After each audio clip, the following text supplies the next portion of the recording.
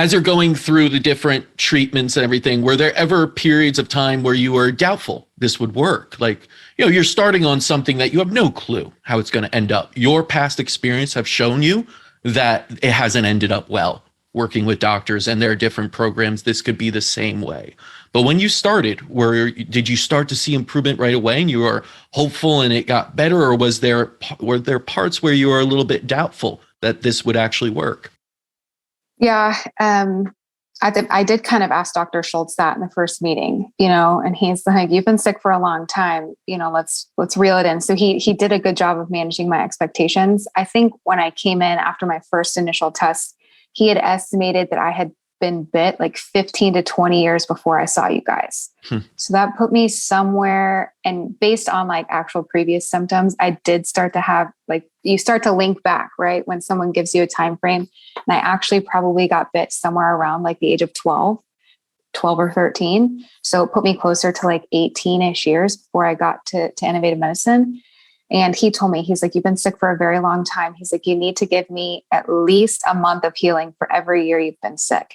And I said, Dr. Schultz, that's like 2 years away. And he's like, I know, it feels like a long time. And he's like, it's going to be a little bit of a roller coaster. He's like, but at the end of 2 years, if you're still not feeling better, let's like really look at it. And so I'm like, okay, well, I'm not going to make it to 33 anyways. Like, sure, I'll commit to, whatever, like totally fine. And I would say the first 6 weeks, actually the first like 3 months were pretty miserable.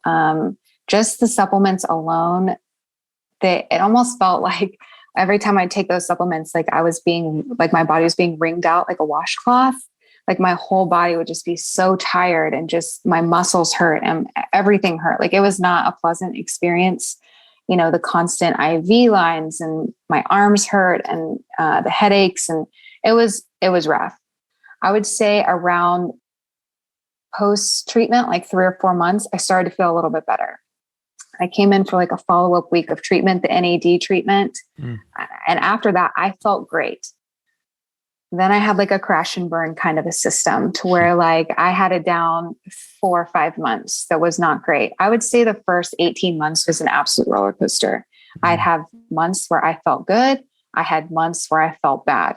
And I just kept in the back of my mind, 2 years, 2 years, 2 years. So as I just kept surviving and kept kind of like getting a little bit better, it's like, just stay focused on that 2-year mark. Just stay focused on that. And that really, really helped. But the first year was just still about surviving. And I would say I finally started to feel better closer to the 2-year mark, like an actual, like real human. I would say I felt like 60 to 70% of a human.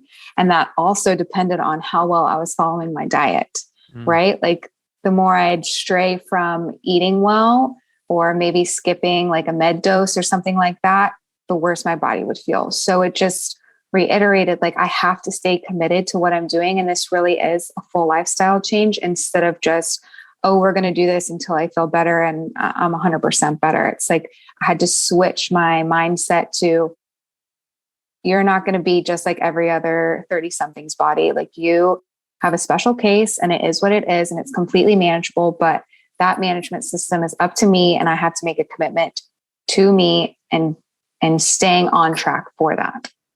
Yeah. And after I did that, it was a lot better.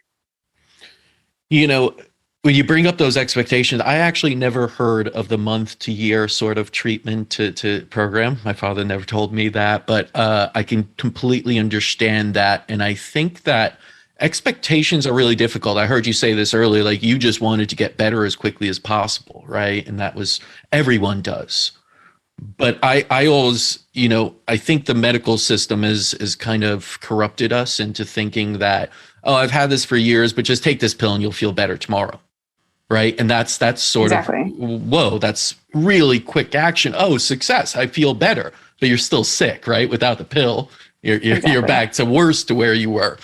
Yeah. And I will say, like, when people are like, how long will it take? And realistically, you may have treatment here for only 4 weeks, but it may take 2 years to heal, to get better. And they're like, wow, that's incredible. Like, and I'm like, think about it. If you're overweight, you go to the gym, it's not a few weeks. It could take years to get back into a healthy state. It could take a long time to lose weight. And you have to go at your own rate, and everyone's different, of course.